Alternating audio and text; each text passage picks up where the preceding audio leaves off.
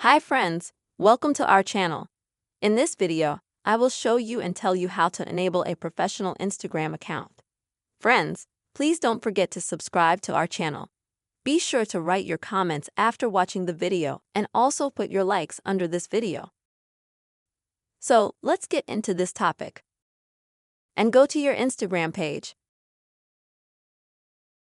Now you'll need to click on these three bars on the top right.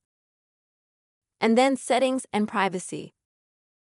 When you get to Settings, scroll down to the bottom.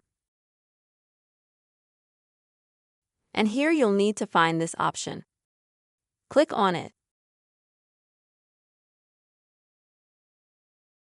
And then you'll need to click Switch to Professional Account. And then click Continue. Continue. And continue again. Now friends, you can choose, for example, in what field your account will be. For example, it will be games, or it will be photos, or shopping, or videos, whatever you are more interested in. And then you can also choose whether or not this area of yours will be displayed on your profile. And now click Done. Wait just a few seconds.